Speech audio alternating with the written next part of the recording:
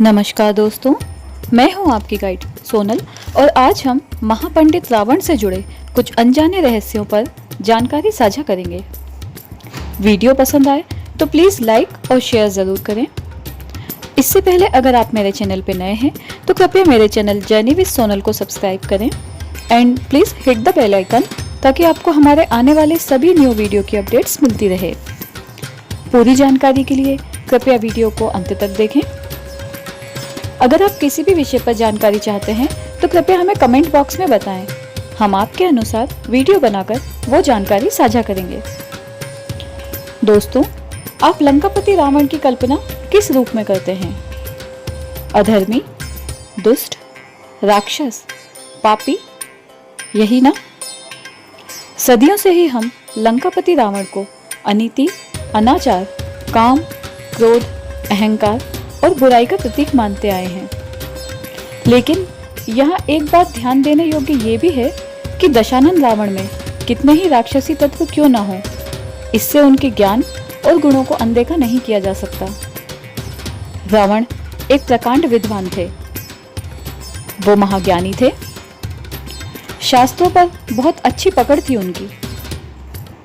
तंत्र मंत्र गूढ़ विद्या का अनंत ज्ञान था रावण के पास।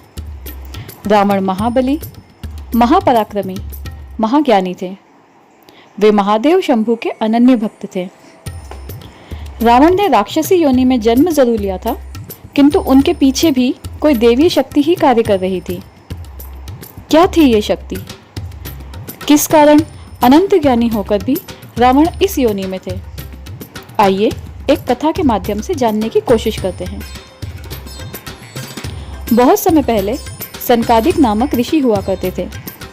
ये ऋषि 4 भाई थे: सनक, सनानंद, सनातन और संत कुमार। एक बार श्री सनकादिक ऋषि भगवान विष्णु के दर्शन हेतु बैकुंठ धाम पधारे। द्वार पर द्वारपाल जय एवं विजय पहरा दे रहे थे। ऋषिगण ने उन्होंने वैकुंठ धाम पधारने का कारण पूछा। ऋषियों ने कहा कि हम प्रभु दर्शन की इच्छा लेकर आए हैं।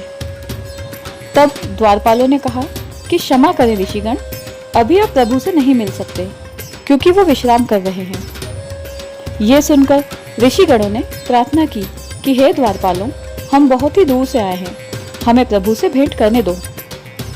किंतु जय और विजय अपनी बात पर अड़े रहे। ऋषिगणों ने स्वयं के इस अपमान के कारण जय और विजय को क्रोध में आकर श्राप दे दिया कि जाओ, तुम राक्षस बन जाओ। ये सुनते ही द्वारपाल रोने लगे और क्षमा प्रार्थना करने लगे। भगवान विष्णु ने ये सब ज्ञात होते ही सनकादिक ऋषिगण से माफी मांगी एवं प्रार्थना करते हुए कहा कि कृपया आप इन्हें क्षमा करें। ये मात्र अपना सेवक धर्म निभा रहे थे। क्रोध शांत होने पर ऋषिगण ने कहा कि प्रभु, हम अपना श्राप तो वापस नहीं ले सकते, किंतु इसकी अवधि कम जरूर कर सकते हैं।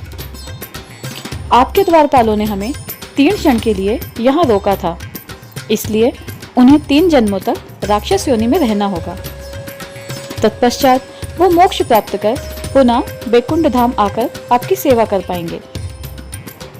ऐसा सुनते ही द्वारपाल जय एवं विजय ने ऋषिगण एवं प्रभु के समक्ष हाथ जोड़कर कहा कि धन्यवाद, हमारी आपसे ये प्रार्थना है कि इन 3 जन्मों में हमारा उद्धार हमारे प्रभु श्री हरि विष्णु द्वारा ही हो। ये सुनकर ऋषिगण तथास्तु कहकर अंतर्ध्यान हो गए। इसके बाद सतयुग में जय एवं विजय हिरण्याक्ष एवं हिरण्यकश्यप के रूप में जन्मे। हिरण्याक्ष एक बहुत ही दुष्ट पापी राक्षस था। उसने लोगों को बहुत भयभीत कर रखा था। एक बार अपने बल से हिरण्याक्ष पूरी पृथ्वी को ही पाताल में ले गया। हमारी पूरी पृथ्वी पानी में डूब गई। तब भगवान विष्णु ने वाराह रूप लिया एवं हिरण्याक्ष से युद्ध कर उसका संहार किया। तत्पश्चात अपनी शक्ति से पृथ्वी को पुनः ब्रह्मांड में स्थापित किया गया। हिरण्यकश्यप के बारे में तो हम सभी जानते हैं कि किस तरह उसने हरिभक्त प्रहलाद को मारने एवं परेशान करने हेतु कई षड्यंत्र रचे और अंत में प्रहलाद की रक्षा हेतु भगवान विष्णु ने नरसिंह अवतार लिया और पापी हिरण्यकश्यप का वध किया। त्रेता युग में जय और विजय ने जन्म लिया रावण और कुंभकर्ण के रूप में।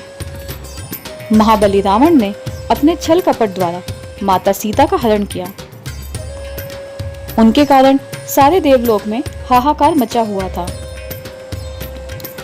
माता सीता को रावण की कैद से निकालने हेतु श्री विष्णु मर्यादा पुरुषोत्तम राम के रूप में आए एवं रावण को भीषण युद्ध के पश्चात मृत्यु प्राप्त हुई। कुंभकर्ण भी इसी युद्ध में श्री राम के द्वारा मारे गए और इस तरह अंत हुआ इनके दूसरे जन्म का। द्वापर युग में जय और विजय क्रमशः दंतवक्र और शिशुपाल के रूप में जन्मे और इनके उद्धार हेतु जन्म लिया श्री कृष्ण ने। इसका संपूर्ण उल्लेख हमें महाभारत ग्रंथ में भी मिलता है।